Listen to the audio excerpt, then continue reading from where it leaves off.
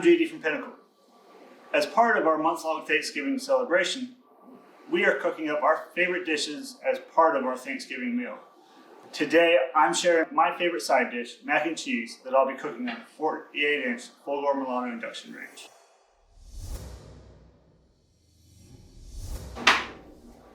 Alright, here we are over at the Fulgor Milano 48-inch Induction Range. I brought all my ingredients over, let's get cooking. First thing I'm going to do is I'm going to fire up my water to start boiling. Now you'll notice this gets up to temperature and starts boiling really quick, but we'll get back to that in just a second. Next I'm going to preheat this pot over here. I don't want to put this one too hot of a heat because I don't want to scorch my butter or my flour and want to slowly melt my cheese as I'm cooking. The first thing I'm going to add to my sauce is some butter. I've got about 4 tablespoons here. Now that our butter is melted, I'm going to add the flour and let that start to cook off. You want to make sure and let your flour cook in the butter for at least a minute or so to get all that flour taste out of the roux. Once you've cooked off your roux, next time to add your milk, you want to make sure and add this a little bit at a time to make sure that it incorporates with your roux slowly and slowly. Now we've got that roux all incorporated into the milk. We're going to let that come up to a simmer before we add the cheese. In the meantime, you got our water up almost to a full boil. This is the point where you want to add your salt. You always want to salt your pasta water. How salty, you say? As salty as a sailor. Now we got our pasta water boiling, ready for the pasta to drop in. Once you drop it in, you want to make sure you give it a mix right away. This helps to prevent any sticking or clumping together.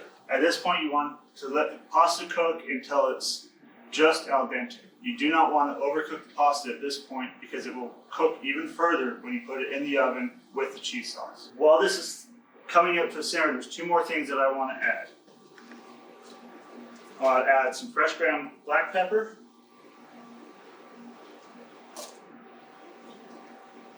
and some freshly grated nutmeg. You can get the nutmeg that's pre-grated in the jar, but it brings so much more if you just get the nutmeg and grate it yourself.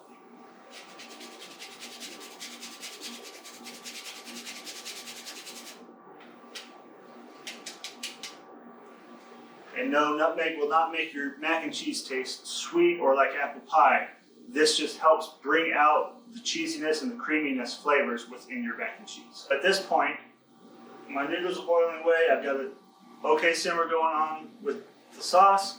Now it's time to add the cheeses. I've got 3 different cheeses going on today. I've got some American cheese slices. This will bring some great creaminess to the mac and cheese and also help with that quintessential cheese pull that you get when serving it up. But it will not bring you any flavor. So for some flavor, I've got some Swiss cheese. That'll give kind of a pungent taste, hit you in the back of the throat. And then for some sharpness, I've got some cheddar.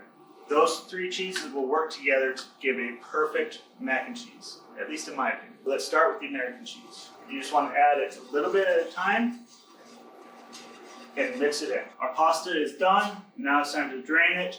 But before you drain it, you want to make sure you reserve about a cup of the pasta water in case you need to thin out the cheese sauce.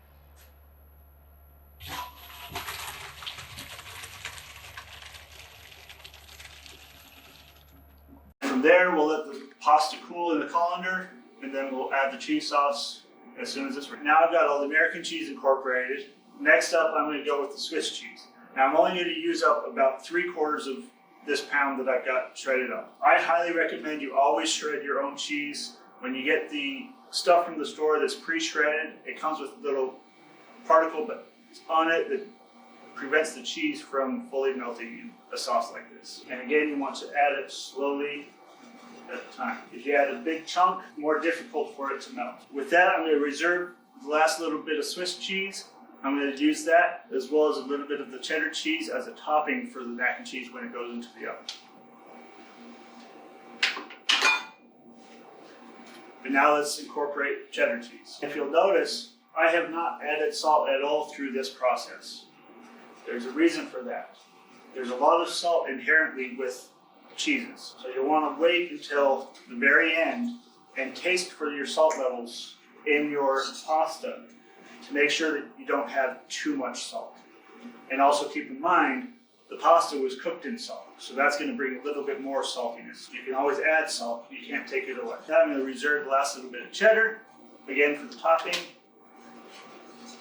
And our cheese sauce is done. With that, we're going to move back over to the island and mix this cheese and noodles together and assemble our pasta. Alright, we got our cheese sauce done and made. Now all that's left is combine it with our noodles and then load the pasta into our casserole dishes and we're good to go. We're going to start with throwing our pasta in, and from there we're going to add the cheese sauce.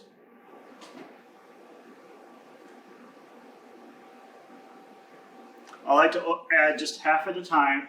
It makes incorporating it just a little bit easier. It's at this point, what is this button? You want to kind of judge for yourself, and if your cheese sauce is a little bit too thick, go ahead and add a little bit of that reserved pasta water. All that's left to do is throw these in the casserole dishes and put the topping in. I mixed the cheese, the Swiss and the cheddar cheese together earlier.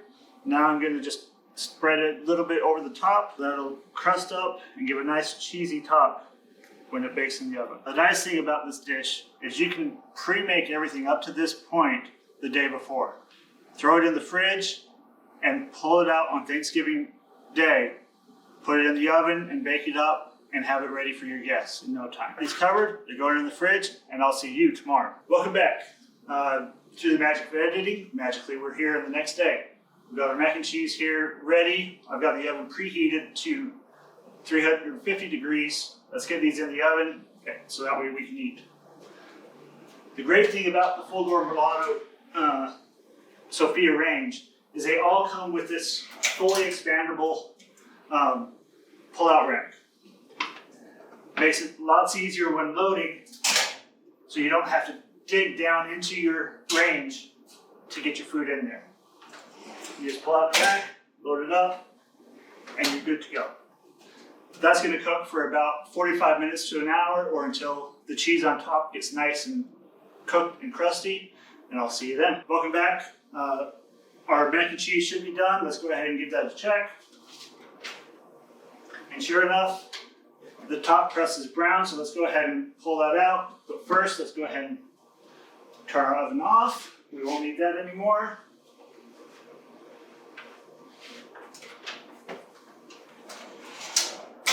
Again, with the full extension rack, we can just lift down and lift down our mac and cheese. Lift down, and lift out our mac and cheese.